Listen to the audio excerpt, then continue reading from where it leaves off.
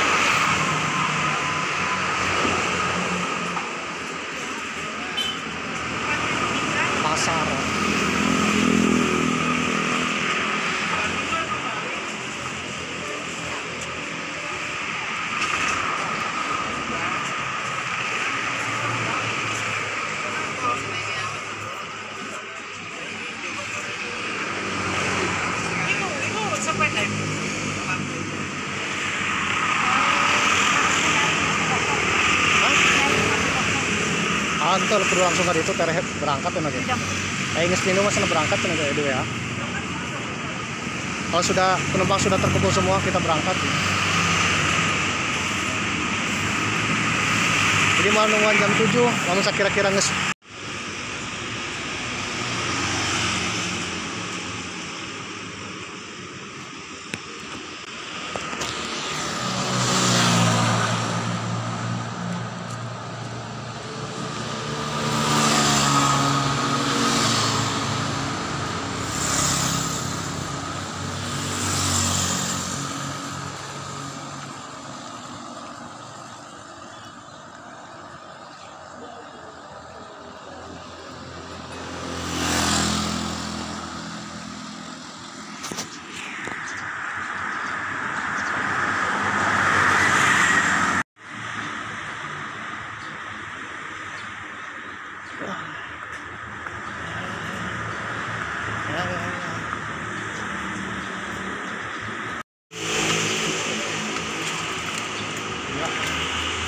Sini aja guys.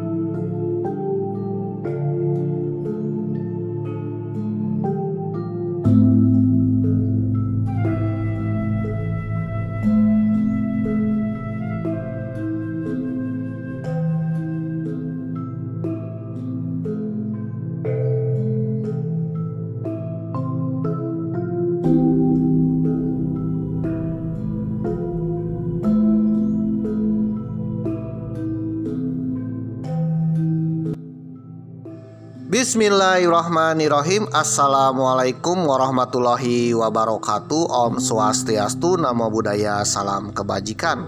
Om Santi Santi Om, Sampurasun, Sugeng Rauh, ken kabari, apa kabar dulur-dulur baraya, warga negara Indonesia, tetap semangat. Mudah-mudahan kita semua dapat keberkahan, sehat-sehat selalu, dan mudah-mudahan rezekinya lancar-lancar pemirsa. Amin.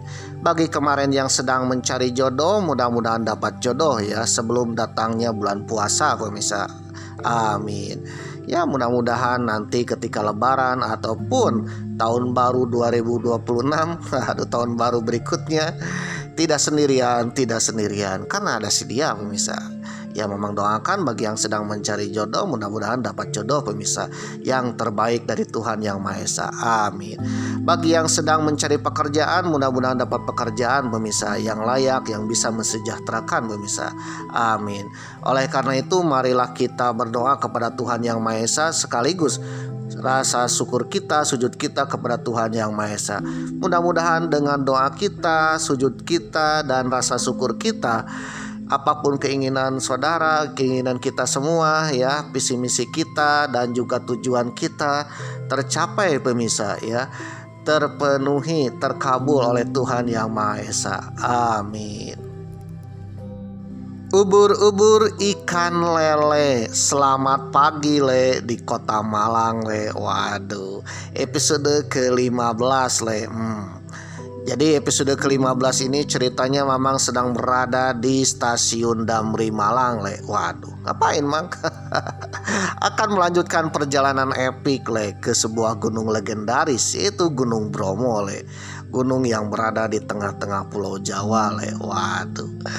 Bagi saudara yang baru datang ke episode 15 perjalanan epik ke Bromo, mungkin saudara akan bertanya, bagaimana ceritanya ya Mamang berada di stasiun Damri Malang le. Jadi saudara tontonlah episode-episode sebelumnya supaya saudara bisa ya mengikuti cerita perjalanan epik Mamang le secara kronologis. Waduh, tidak ambil pusing ya kenapa Mamang ada di stasiun Damri Malang le. Oke pemirsa yang berbahagia, pagi hari tanggal 30 Mei 2025 bertepatan dengan hari libur kenaikan Isa Al-Masih atau Yesus Kristus pemirsa. Waduh, Mamang berada di Lowokwaru, waduh, di stasiun Malang ya, Damri Malang pemirsa. Padahal pukul 3 tadi Mamang turun dari stasiun kereta api Malang le, dan sekarang pukul 7 waktu Indonesia Barat Mamang sedang berada di stasiun Damri Malang le. Waduh. Dan ceritanya Mamang akan pergi ke salah satu gunung legendaris, Gunung Bromo ya, dengan jalan yang agak lain le. Waduh, jalan dengan Damri le. Bisa Mang? Bisa. Mamang akan pergi ke Gunung Bromo dengan Damri le, dengan harga ongkosnya cuma 12.500. Waduh. Oke pemirsa yang berbahagia ya, Mamang berada di stasiun Damri Malang le ya, 800 km dari kota Tasikmalaya, Provinsi Provinsi Jawa Barat le.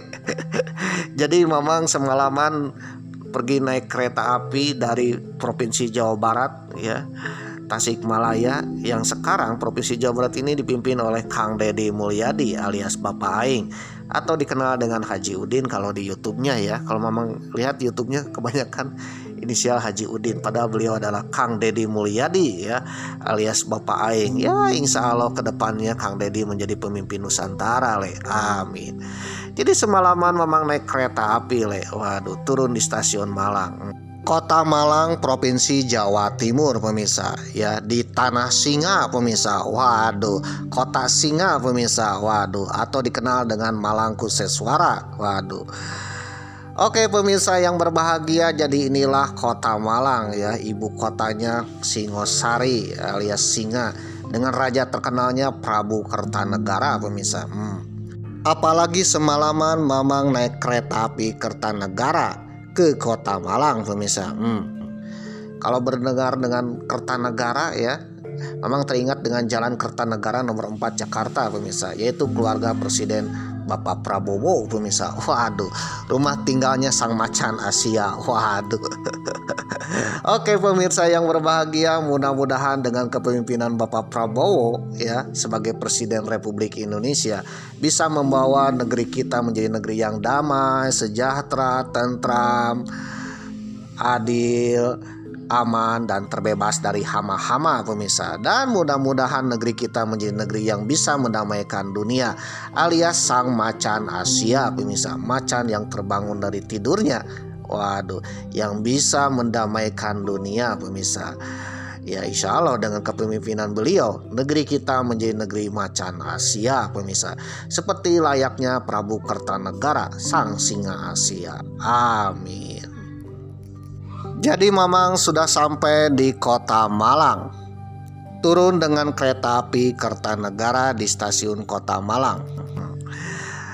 Pukul 3 dini hari waduh, dan sempat keliling Kota Malang ya di alun-alun Jan Pieter Sungkun pukul 7 pagi Dan sekarang waduh, pukul 7 pagi Mamang sedang berada di Pasar Rakyat Lowokwaru waduh, Pasar Rakyat Pasar Rakyat Lowokwaru Kota Malang, dekat dengan stasiun Damri Malang Jadi ceritanya sebelum pergi ke Gunung Bromo Mamang sarapan dulu Waduh, sarapan yang ada di sekitaran stasiun Damri Malang. Dan kebetulan di dekat stasiun Damri Malang ada pasar rakyat pasar murah meriah dan juga harganya terjangkau yaitu Pasar Lowokwaru Waduh, pasar ini letaknya tak jauh dari Damri Malang ya, tinggal jalan ke sebelah selatan kalau nggak salah ya, selatan atau timur, Mamang lupa lah. Ya tanya aja di situ. Di situ ada sebuah pasar atau istilahnya pasar tumpah lah ya, karena ramenya suasana pagi Waduh, kalau sudah siang ya sepi Waduh.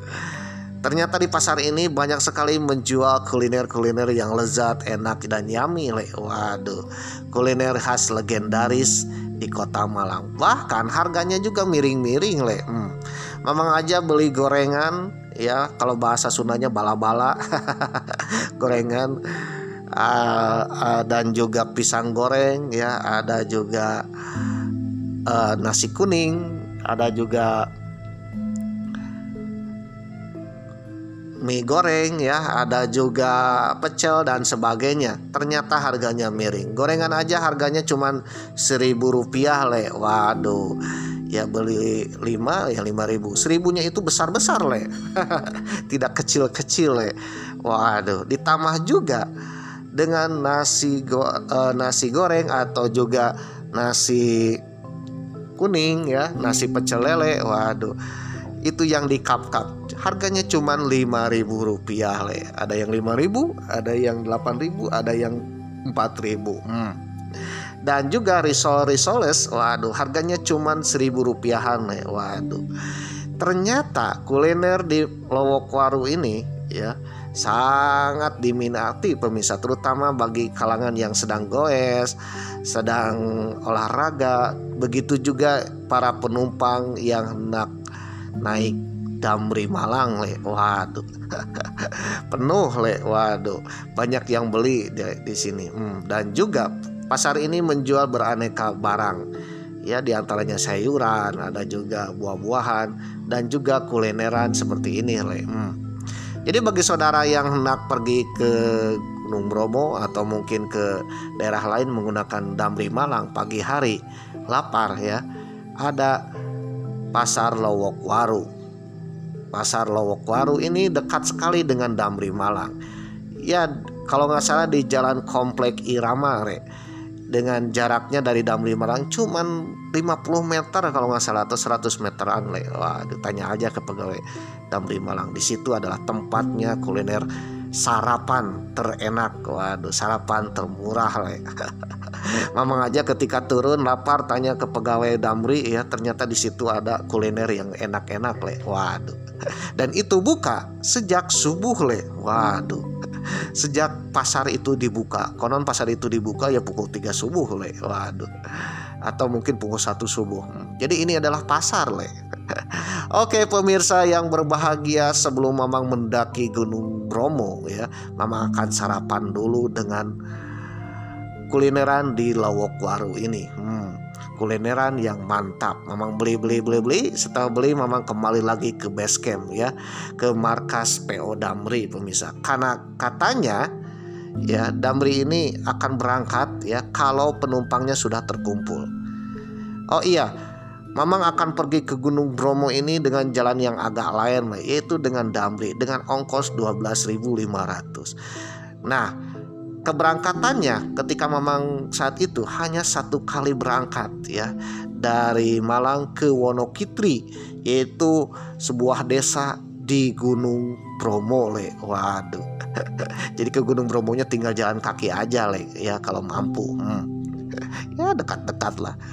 Nah, dari Malang ke Wonokitri ini perjalanan hanya satu kali ya, berangkat pukul 7 atau pukul 8, dan nanti kembali lagi ya dari Bromo itu pukul 1 siang le. Waduh. Jadi PP kalau mau PP ya. Nah, karena dibatasi cuman 12 orang le. Waduh. Oleh karena itu banyak sekali yang antusias naik Damri ini. Mamang aja pesennya jauh-jauh hari menggunakan Damri Akses le. Waduh, aplikasi Damri. Jadi karena tersedianya tanggal 30 Mei, akhirnya Mamang pun pergi dengan 30 Mei untuk ke Gunung Bromo dengan Damri Akses. Ongkosnya cuma 12.500 per orang. Ya worth it ya. Risoles aja kan ini harganya 10.000 ya. Sama nasi kuning kan 10.000 le. Ini 12.000 sampai ke Tanah Kayangan Gunung Bromo le. Waduh. Oke pemirsa yang berbahagia, Mamang datang ke stasiun Damri Malang ini pukul 7 pagi le. Langsung check in ya, langsung didata oleh supirnya le. Waduh, bawa penumpang atas nama Mamang guys ya. Dan Ray telah hadir le, langsung di checklist le. Waduh. Katanya tinggal menunggu 5 penumpang lagi le. Waduh. Dan katanya kalau seandainya belum datang juga akan dihubungi oleh pihak driver le. Waduh, apakah mau berangkat atau tidak le. Waduh.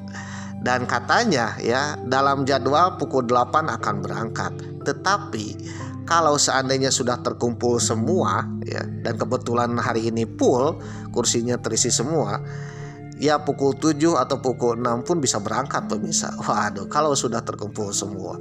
Berhubung belum terkumpul semua ya, 5 orang lagi, katanya salah seorangnya adalah bule le.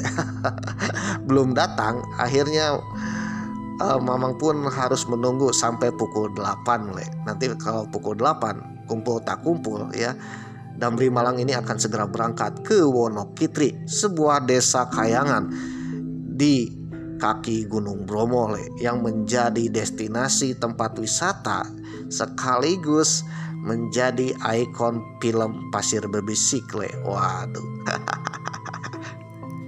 Nah, untuk mengisi perut kali ini Mamang harus sarapan dulu. Jadi saudara yang ingin pergi ke gunung, entah itu mau touring, entah itu mau healing, entah itu mau camping ya, wajib sarapan. Dan ini diberitahu oleh driver. Jadi kalau mau pergi ke Gunung Bromo ya harus sarapan dulu le. Waduh. Dan ternyata ada sarapan yang termurah, yaitu Pasar Lowokwaru dekat dengan Terminal Damri Malang le. Waduh. Oke pemirsa yang berbahagia ya, setelah mendapatkan makanan, Mamang pun langsung dimakan di depan rest area atau tempat duduknya di Terminal Damri Malang le, sambil melihat hilir mudiknya bis yang masuk ke Terminal Damri Malang. Salah satu bis yang terkenal adalah bis double decker ya, Tronton. Yang namanya Tronton kan rodanya ada 6 le. Waduh, belakang 4 ya, depan 2. Waduh. Dan di double decker ya, alias bertingkat le. Oh, ini adalah salah satu bis ya terbaru dari PO Damri le ya. Waduh, dari Perusahaan Umum Jawatan Angkutan Motor Republik Indonesia atau dikenal dengan Damri.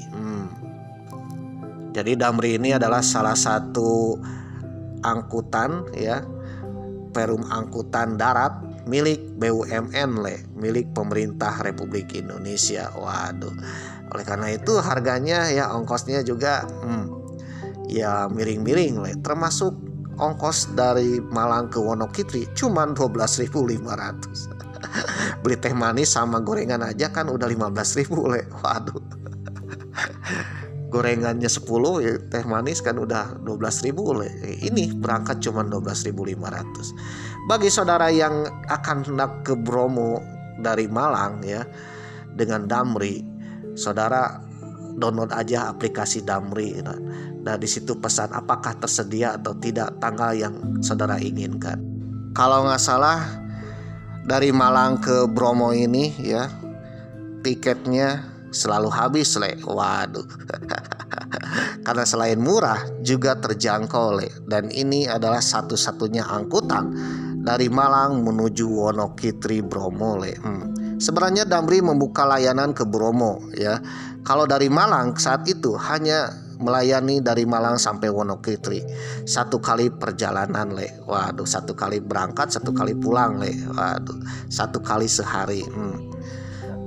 Ada juga layanan dari Surabaya Kalau dari Surabaya saat itu melayani dari Pasar Turi ke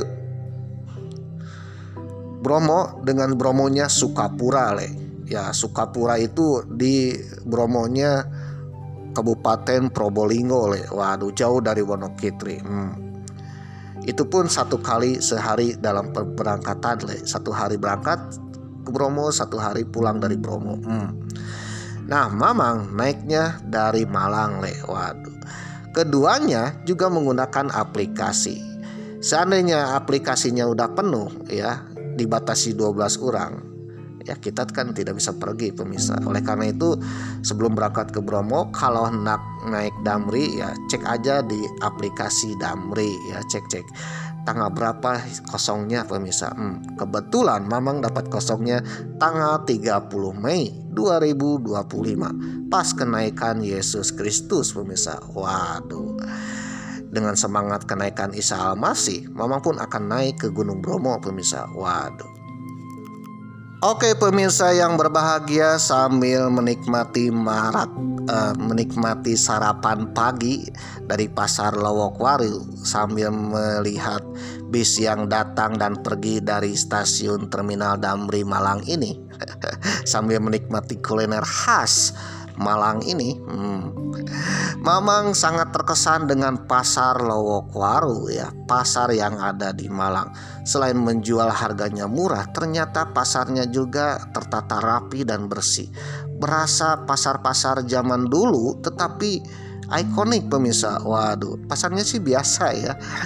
Kayak tempatnya tak ada yang wah seperti di Bali pemirsa. Tetapi ya karena kebersihannya dan ketata rapihannya serta murah meriahnya, ini berasa mundur ke era-era tahun 40-45 pemirsa, di mana pasarnya tidak becek, rapi, bersih ya, harganya murah-murah. Begitu juga pedagangnya ramah-ramah pemirsa, entah itu orang pendatang atau orang lokal ya, entah itu yang singgah atau yang beli untuk jual ke warung-warung lagi atau ibu-ibu pasar ataupun turis ya. Pasar ini ya menjual barangnya harganya flat pemirsa, sama pemirsa. Waduh, tidak membeda-bedakan, bahkan ramah-ramah pemirsa. Waduh. Oke pemirsa yang berbahagia, ternyata Malang ini terkenal dengan pasar pemirsa ya. Pasar yang ramah-ramah sejak zaman era perang kemerdekaan. Nah, teringat pada era perang kemerdekaan yang dijual murah-murah di pasar Malang ini bukan saja kulineran pemirsa, bukan saja makanan atau sayuran atau juga baju atau juga ya barang-barang kebutuhan pokok, tetapi senjata pemirsa. Waduh, senjata, peluru, bedil ya ternyata dijual di pasar ketika era perang kemerdekaan, ketika tentara kita Republik Indonesia berhadapan dengan Belanda pemirsa. Waduh, bahkan uniknya juga ya, ketika kita berperang dengan Belanda, tentara kita yang berperang dengan gagah berani ya, saling tembak menembak dengan tentara Belanda di medan perang. Tetapi kalau di pasar, tentara Belanda dan Indonesia saling bisnis-bisnisan pemirsa. Waduh, saling jual beli pemirsa. Waduh, ya bertransaksi pemirsa. Waduh, layaknya penjual dan pembeli. Waduh, kok bisa ya? Bahkan konon katanya kita bisa memenangkan pertempuran, peperangan dengan Belanda ya, dan bisa mengusir Belanda dari pasar ini pemirsa. Waduh, pasar yang ada di Malang ini pemirsa. Kita bisa semangat bertempur gara-gara pasar ini pemirsa.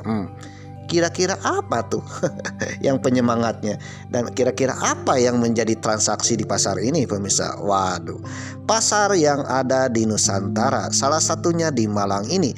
Ketika era perang kemerdekaan ini agak lain pemirsa, di mana tentara Indonesia dan Belanda sejatinya kalau di medan perang itu bertempur ya, tapi kalau di pasar bertransaksi pemirsa.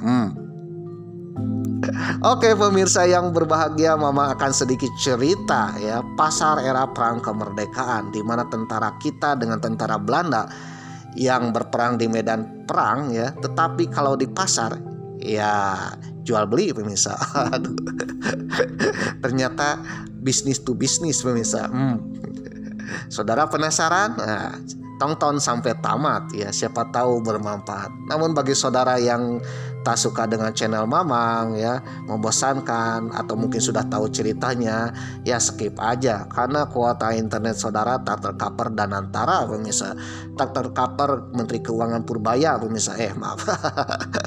Oleh karena itu, pergunakanlah kuota internet saudara dengan bijak ya. Namun bagi saudara yang menonton sampai tamat video episode ke-15 ini, Mamang sangat berterima kasih, dan Mamang akan berdoa kepada Tuhan Yang Maha Esa. Mudah-mudahan saudara atau anak cucu cicit saudara menjadi orang terkaya, termakmur, tersukses di negeri ini. Atau mudah-mudahan salah satu keturunan saudara ada yang menjadi pemimpin di negeri ini. Mamang hanya berdoa yang mudah-mudahan doa Mamang dikabulkan oleh Tuhan Yang Maha Esa bagi yang menonton episode ke-15 sampai tamat. Amin.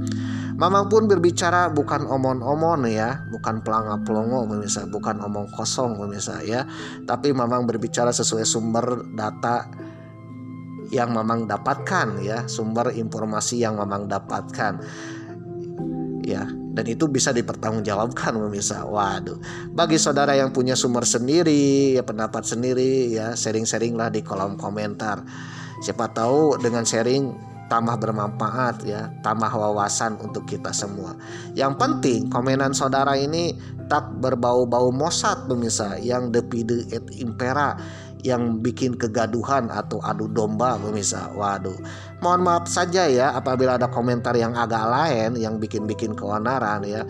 Mamang sebagai admin akan skip ya, karena channel YouTube Mamang ini adalah channel yang penuh perdamaian, bukan bikin keonaran pemirsa. Dilansir dari historia.id dengan judul artikel Bisnis Gelap Zaman Perang. Begitu revolusi melaju, transaksi senjata mulai marak di pasar-pasar gelap ya, black market. Waduh, tidak hanya melibatkan kaum republik atau tentara Republik Indonesia, tetapi juga melibatkan tentara Inggris dan Belanda. Waduh, ditulis oleh Hendy Zhou, edisi 23 November 2017. Suatu malam yang dingin, Bapak Ishak, bukan nama sebenarnya yang Mamang kutip dari historia.id, masih tertidur pulas ketika sang komandan regu dan seorang kawannya membangunkan prajurit remaja tersebut. Dia lantas diperintahkan untuk bersiap-siap. 10 menit kemudian mereka bertiga sudah berjalan ke suatu tempat yang hanya sang komandan yang tahu. Waduh. Menjelang subuh, mereka sudah sampai di sebuah gubuk yang masuk wilayah Pakisaji, termasuk Kabupaten Malang. Setelah menunggu sekitar 5 menit, tiba-tiba muncul 2 orang bercelana loreng tentara Belanda. Ya jelas itu tentara Belanda pemirsa. Waduh. Tanpa banyak cakap, sang komandan menyerahkan segepok uang merah, yaitu uang yang dikeluarkan oleh pemerintah sipil Hindia Belanda atau dikenal dengan uang nikah pemirsa. Jadi komandan kita memberikan uang kepada tentara Belanda. Buat apa nih? Sang komandan lantas memberikan kepada salah satu dari orang bule tersebut. Waduh. Kemudian sang tentara Belanda pun menghitung jumlahnya. Waduh, berapa nih? Berapa gepok? Satu orang lainnya lantas membawa benda pemirsa dan meletakkannya di depan sang komandan kita dengan bungkusan kain hitam. Begitu dibuka, waduh, ternyata dua benda yang dibungkus kain itu adalah dua pucuk senjata terbaru era tahun 1148. Satu jenis Le Elvin atau LE 11 ya, satu lagi jenis Brengun. Waduh, ini Brengun ini senjata otomatis pemirsa. Buatan terbaru saat itu 1148. Berdasarkan kutipan dari anggota TRIP ini ada Tentara Republik Indonesia Pelajar dari Malang. Cerita Pak Ishak tersebut memang bukan sekedar omong kosong belaka. Sekira tahun 1146 sampai 1148, bisnis penyelundupan senjata marak terjadi di wilayah Malang pemirsa. Dan Malang adalah salah satu wilayah pasar kita, pasar bagi bangsa Indonesia dan Belanda pemirsa. Waduh. Dalam bukunya Sangkur dan Pena karya Asmadi sempat merekam soal ini. Bahkan secara gamblang dia menyebut kisaran harga senjata dalam kurs rupiah ya atau uang putih yang dikeluarkan pemerintah Republik Indonesia saat itu. Satu senjata itu dihargakan Rp250 untuk sepucuk Brengun dan Rp100 untuk sepucuk LE atau Le Elvin. Waduh. Mungkin kurs sekarang berapa ya? Sekitaran 20 juta atau mungkin 2 jutaan pemirsa. Uniknya, kata Pak Asmadi, bisnis senjata tersebut tidak hanya melibatkan tentara Belanda berkulit sawo matang yang kebanyakan tentara Belanda dari Indonesia Timur pemirsa. Waduh, atau dari daerah Maluku, Ambon, Sulawesi ya. Namun, tetapi ya melibatkan juga tentara Belanda bule pemirsa. Waduh, tentara yang asli dari Netherlands. Biasanya mereka menjadi pemimpin yang mengatur alur penjualan itu. Biasanya orang-orang Belanda ini selalu menjual senjata secara ilegal dalam black market pemirsa di kota Malang atau wilayah Malang kepada pihak Republik Indonesia pemirsa. Oleh karena itu ya, kita logikanya kalau berperang dengan Belanda dari tahun 46 sampai 49 ya, dengan senjata peninggalan Jepang, terus-terusan berperang tanpa ada membeli sebutir peluru atau kiriman peluru atau senjata terbaru, mungkin kita akan sudah kalah pemirsa. Namun berkat black market inilah pejuang kita, tentara kita tetap bertempur menghadapi Belanda pemirsa. Waduh. Jadi meskipun peluru habis, ya peluru bisa dibeli pemirsa. Dari siapa? Dari musuh kita sendiri pemirsa. Baik pihak Republik Indonesia maupun pihak Belanda ya, itu sama-sama ya membutuhkan pemirsa. Waduh, sama-sama membutuhkan, sama-sama untung pemirsa. Supaya lebih aman, transaksi kerap juga dibayar dengan barang-barang mentah pemirsa, seperti kopi, tembakau, teh, kina dan lain-lain yang disukai oleh tentara Belanda pemirsa. Tentara Belanda membutuhkan kopi pemirsa. Bangsa kita membawa kopi, ditukar dengan granat, ditukar dengan peluru pemirsa. Waduh. Secara rahasia pemirsa. Jadi kalau di medan perang itu bertempur dengan habis-habisan, waduh, nanti kan habisnya beli lagi di medan pasar pemirsa. Waduh, transaksinya antara Belanda dan Indonesia. Jadi orang Belanda banyak yang menjual secara rahasia karena tergiur dengan jajanan, tergiur dengan kopi, dengan teh, dengan apa lagi ya, banyak lagi ya, dengan kina juga, waduh, tembakau terutama ya. Tembakau dari Jember nih ya, orang Belanda ini suka tembakau pemirsa. Karena membeli tembakau ini sulit dan mahal ya. Oleh karena itu oleh penduduk bangsa kita ya dimanfaatkan untuk menjual tembakau dengan peluru. Bahkan yang lebih gila lagi adalah telur asin atau nasi rames dijual kepada Belanda untuk ditukar dengan granat dan peluru pemirsa. Satu peluru dihargakan dengan 3 butir telur asin pemirsa. Waduh. Dan itu dijual secara rahasia pemirsa. Nah, banyak tentara Belanda pun tergiur dengan telur asin ya. Akhirnya dia menjual peluru pemirsa. 1 butir peluru 3 telur asin. Waduh. 1 gelas kopi dengan setara dengan 1 peluru LE ya kepada tentara Republik Indonesia. Ketika transaksi pun ya, tentara Belanda ataupun tentara Indonesia tidak berpakaian militer pemirsa ya, berpakaian sipil biasa seperti pedagang biasa. Waduh. Jadi orang Belanda ini ngopi ya. Waduh. Lalu menukar telur asin, menukar teh, kina dengan dibayar butir peluru pemirsa, atau mungkin granat, atau mungkin senjata. Pada agresi militer Belanda I, Belanda menguasai kota Malang pemirsa. Kota Malang, kota Surabaya adalah wilayah kekuasaan Belanda pemirsa. Maka diadakanlah perjanjian Renville, perjanjian yang memisahkan Pulau Jawa antara wilayah Republik Indonesia dengan wilayah Belanda. Kota Malang adalah wilayah Belanda, sedangkan Blitar, Kediri adalah wilayah Republik Indonesia. Nah, garis perbatasan antara Blitar, Kediri dengan Malang inilah menjadi garis transaksi jual beli black market pemirsa antara pemerintah, antara tentara kita Indonesia dengan tentara Belanda pemirsa. Waduh. Setelah perjanjian Renville tahun 1148 disepakati oleh pihak Republik Indonesia dan Belanda. Jadi wilayah Indonesia dan Belanda dibagi 2 di Pulau Jawa dan Sumatera pemirsa. Waduh. Bisnis senjata malah semakin subur dan terkesan setengah legal pemirsa. Waduh. Karena komandan kedua belah pihak terang-terangan pemirsa. Waduh. Di Malang, rute perjalanan senjata selundupan itu bermula dari pos-pos militer Belanda di Malang, kemudian dialirkan melalui jalan raya Malang ke Panjen atau Malang Selatan dengan kereta api. Barang-barang itu diangkut ke Kepanjen. Sesampainya di sana lalu dipindahkan ke truk-truk militer yang wajib membawanya ke garis demarkasi atau garis perbatasan antara Republik Indonesia dengan Belanda. Biasanya garis antara perbatasan sekarang ya, wilayah Blitar dengan wilayah Malang misalnya, atau wilayah Kediri dengan Malang.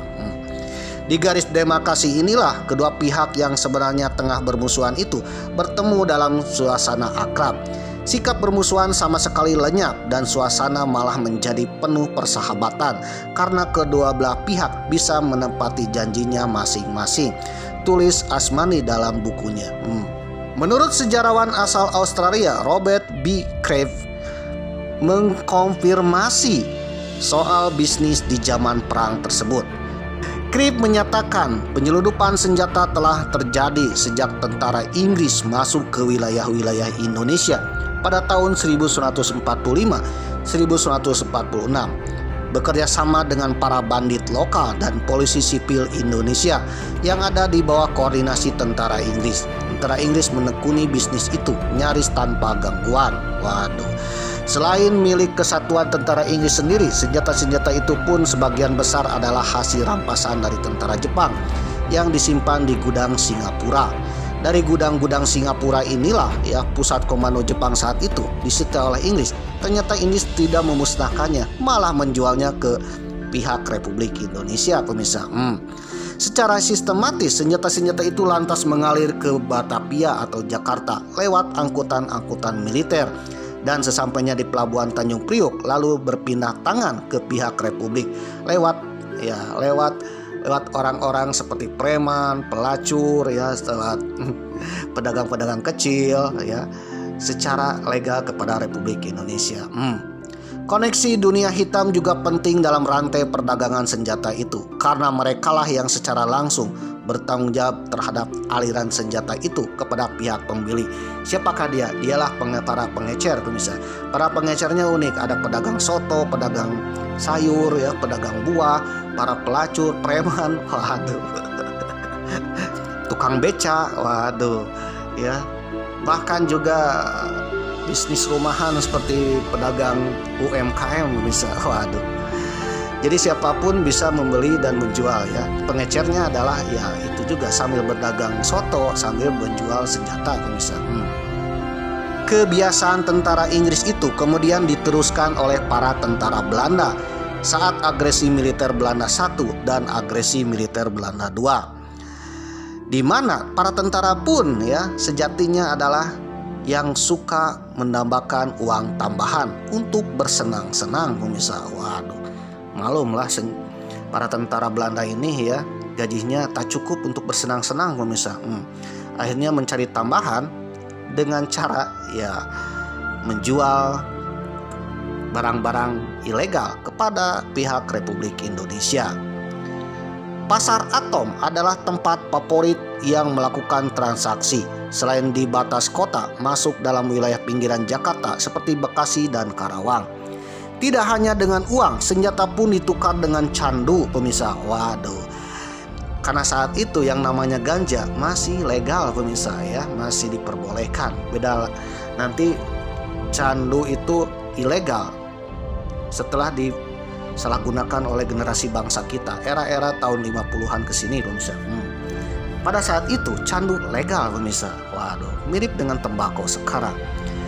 Bangsa kita menjual candu kepada tentara Belanda ya untuk ditukar dengan senjata pemirsa.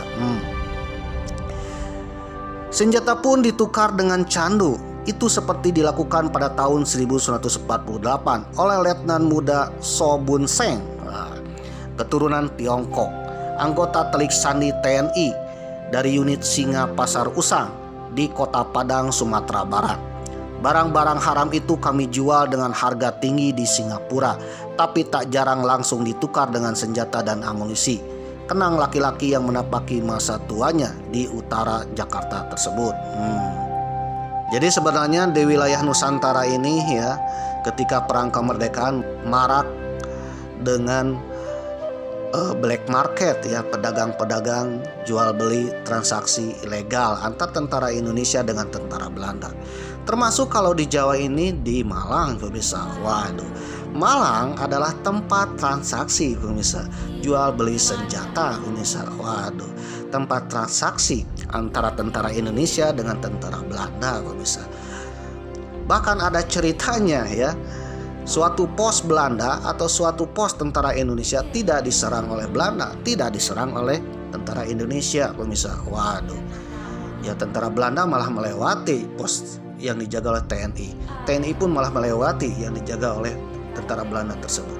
Ternyata kedua komandan ini adalah penjual dan pembeli di pasar gelap pemirsa. Waduh.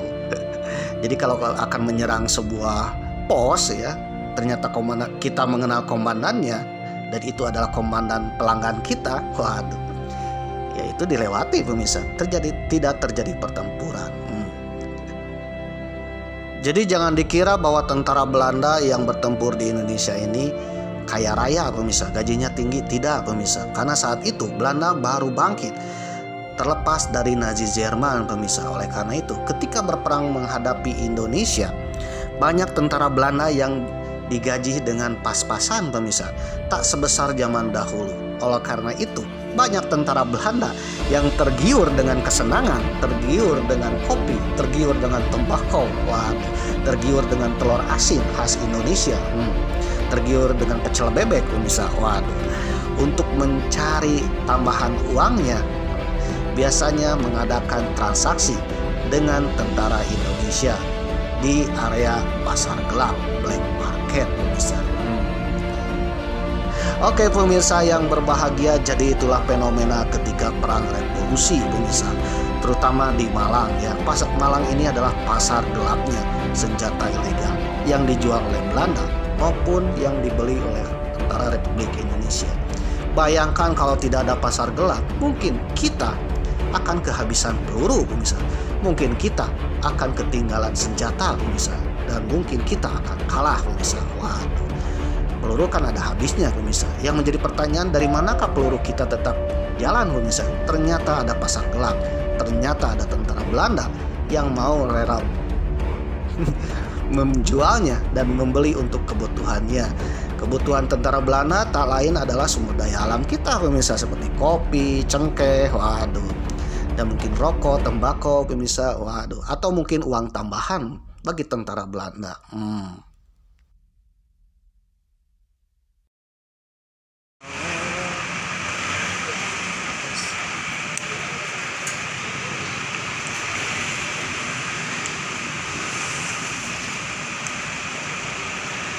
AIS ini Damri.